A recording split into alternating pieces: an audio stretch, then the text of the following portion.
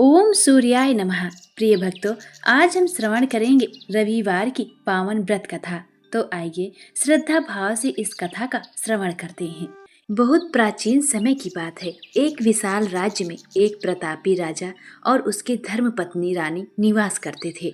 उनके पास वैभव की कोई कमी नहीं थी। सेना, घोड़े, दास दासियां, खजाना, महल सब कुछ होते हुए भी उनके जीवन में एक बड़ी कमी थी। उन्हें संतान सुख प्राप्त नहीं हुआ था। इसी कारण दोनों सदैव चिंता और शोक में डूबे रहते थे। संतान प्राप्ति की इच्छा से उन्होंने दान, पुण्य, व्रत, उपवास, यज्ञ, मंत्र जप और पूजा पाठ में कोई कमी भी नहीं छोड़ी थी। किंतु वर्षों बीत जाने पर भी उनकी मनोकामना पूर्ण नहीं हुई। समय के साथ जब राजा रानी वृद्ध होने लगे, तब उन्हें अपने राज्य के भविष्य की चिंता सताने लगी। वे सोचने लगे कि हमारे बाद इस राज्य को कौन संभालेगा, प्रजा की रक्षा कौन करेगा। इसी चिंता में वे दिन रात डूबे रहते थे। न उन्हें भोजन की सुध रहती थी, न विश्राम की। एक दिन प्रातः काल राजा के महल के द्वार पर एक तपस्वी साधु पधारे। दासी ने रानी को इनकी सूचना दी। रानी ने सोचा कि यही उनका अंतिम दान होगा। उन्होंने चावल से भरा झाछ उठाया और साधु को भिक्षा देने बाहर आई। साधु ने रानी के मुख पर गहरी उदासी देखी और कारण पूछा। रानी ने रोते हुए अपने जीवन का समस्त दुख उन्हें बता दिया। साधु कुछ क्षण ध्यान में लीन रहे और फिर बोले, हे रानी, तुम्हें पुत्र अवश्य प्राप्त होगा, किंतु वह केवल 14 वर्ष ही जीवित रहेगा। इससे अधिक देने की मेरी सामर्थ्य नहीं है। इतना कहकर साधु ने अपनी झोली से थोड़ी सी भस्म निकाली और रानी को देते हुए कहा कि तुम और राजा इसे आधा आधा ग्रहण कर लेना, शीघ्र ही तुम्हारी इच्छा पूर्ण होगी। यह कहकर साधु वहां से चले गए। साधु के जाने के बाद रानी ने मन ही मन निश्चय किया कि चाहे 14 वर्ष के लिए ही सही, पुत्र सुख तो मिलेगा। उसी रात्रि राजा जब महल में आए तो रानी ने सारी बात उन्हें विस्तार में बताई। राजा को विश्वास नहीं हुआ, परंतु रानी के मन को ठेस न पहुंचे, इसलिए वे सहमत हो गए। दोनों ने स्नान कर भगवान का स्मरण किया, पूर्वजों को याद किया और साधु का नाम लेकर भस्म का सेवन किया। कुछ समय बाद रानी गर्भवती हुई। अब तो राजा और रानी की प्रसन्नता का कोई ठिकाना न रहा। 9 महीने पश्चात रानी ने एक सुंदर पुत्र को जन्म दिया। पूरे राज्य में उत्सव मनाया गया। ज्योतिषियों से कुंडली दिखाई गई तो उन्होंने भी वही कहा कि यह बालक सिर्फ 14 वर्ष की आयु तक ही जीवित रहेगा। राजा और रानी यह जानते हुए भी पुत्र को भरपूर प्रेम देने लगे। राजकुमार बड़ा हुआ, विद्या, शास्त्र, घुड़सवारी सब सीखी और 12 वर्ष की आयु में उसका विवाह एक सुंदर राजकुमारी से करा दिया गया। जब राजकुमार 14 वर्ष का हुआ तो उसने राज्य भ्रमण की इच्छा जताई। राजा ने मन की चिंता छिपाते हुए अनुमति तो दे दी, पर एक शर्त रखी कि वह अपनी पत्नी को यह न बताए कि वह रात में कहाँ जाता है। राजकुमार ने पिता की बात मान ली। वह प्रतिदिन रात्रि में महल से निकलता और भोर से पहले लौट आता। यह क्रम कई दिनों तक चलता रहा। राजकुमारी चिंतित रहने लगी। एक वृद्ध मालिन ने उसकी चिंता जानकर उपाय बताया कि वह पति का पीछा करे।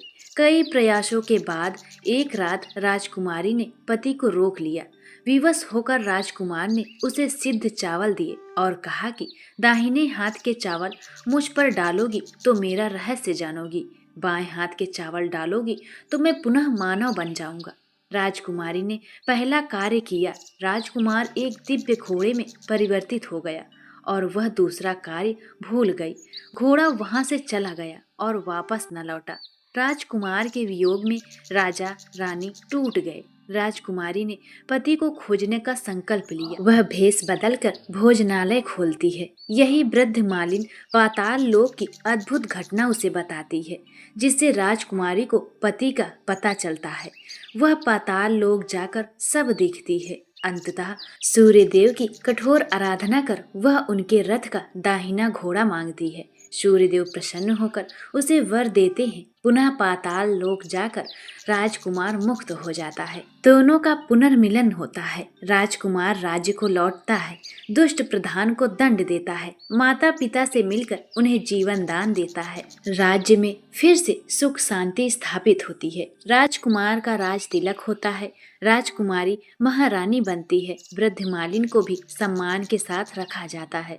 सभी आनंद से जीवन व्यतीत करते हैं। प्रेम से बोलिए सूर्य भगवान की जय। अब इसी क्रम में अगली कथा का आरंभ करते हैं। एक बुढ़िया थी। उसका नियम था प्रति रविवार को सवेरे ही स्नान आदि कर घर को गोबर से लीप कर फिर भोजन तैयार कर भगवान को भोग लगाया करती थी और फिर स्वयं भोजन करती थी। ऐसा व्रत करने से उसका घर अनेक प्रकार के धन्य धान्य से पूर्ण था।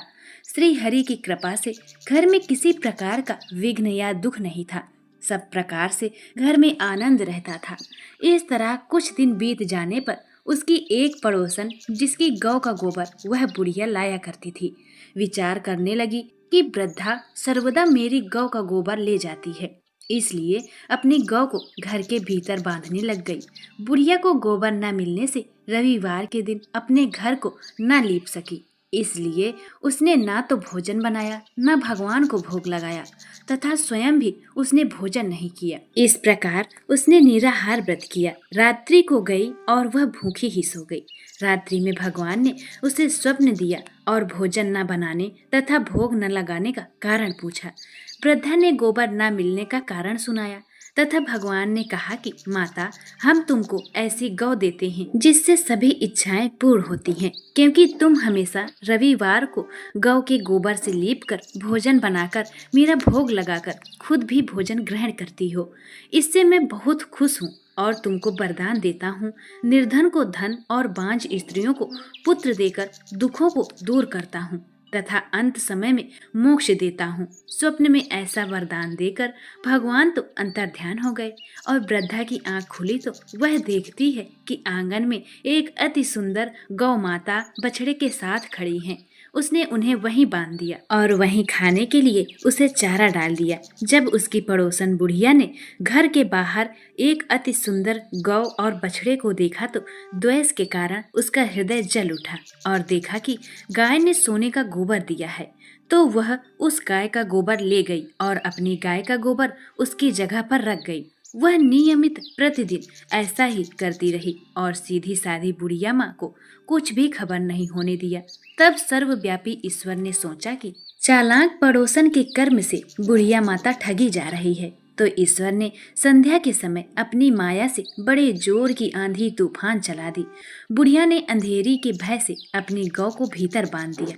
प्रातःकाल जब वृद्धा ने देखा कि गौ ने सोने का गोबर दिया है, तो उसके आश्चर्य की सीमा न रही और वह प्रतिदिन गौ को घर के भीतर बांधने लगी। उधर पड़ोसन ने देखा कि बुढ़िया गौ को घर के भीतर बांधने लगी है और उसका सोने का गोबर उठाने का दांव नहीं चलता, तो वह ईर्ष्या से जल उठी और कुछ उपाय न देख पड़ोसन ने उस देश के राजा की सभा में जाकर कहा, महाराज, मेरे पड़ोस में एक वृद्धा के पास ऐसी गौ माता है जो आप जैसे राजाओं के लिए ही योग्य है। वह नित्य सोने का गोबर देती है। आप उस सोने से प्रजा का पालन करिए। वह वृद्धा इतने सोने का क्या करेगी? राजा ने यह बात सुनी तो अपने दूतों को वृद्धा के घर में गौ माता को लाने की आज्ञा दे दी।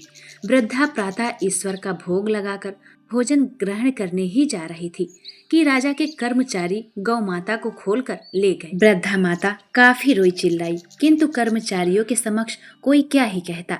उस दिन वृद्धा गौ के वियोग में भोजन न खा सकी और रात भर रो रो कर ईश्वर से गौ को पुनः पाने के लिए प्रार्थना करती रही। उधर राजा गौ को देखकर बहुत प्रसन्न हुआ, लेकिन सुबह जैसे ही वह उठा, सारा महल गोबर से भरा दिखाई देने लगा। राजा यह देखकर घबरा गया। भगवान ने रात्रि में राजा को स्वप्न में कहा कि हे राजन, गौ को वृद्धा माता को लौटाने में ही तेरी भलाई है। उसके रविवार के व्रत से प्रसन्न होकर मैंने उसे गाय माता को प्रदान किया था। प्रातः होते ही राजा ने वृद्धा को बुलाकर बहुत से धन के साथ सम्मान सहित गौ माता लौटा दिया। उसकी पड़ोसन दुष्ट बुढ़िया को बुलाकर उचित दंड दिया गया। इतना करने के बाद राजा के महल से गंदगी दूर हो गई। उसी दिन से राजा ने नगर वासियों को आदेश दिया कि राज्य की तथा अपनी समस्त मनोकामना की पूर्ति के लिए रविवार का व्रत करो। व्रत करने से नगर के लोग सुखी जीवन व्यतीत करने लगे।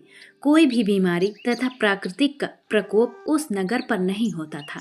सारी प्रजा सुखपूर्वक रहने लगी। प्रेम से बोलिए सूर्य भगवान की जय। यदि आपको यह कथा प्रिय लगी हो तो इसे लाइक करें, शेयर करें, कमेंट में जय सूर्य नारायण अवश्य लिखें और चैनल को सब्सक्राइब करना बिल्कुल ना भूलें। फिर मिलते हैं नई कथा या जानकारी के साथ। तब तक के लिए जय श्री सूर्य नारायण भगवान की जय। श्री कृष्ण।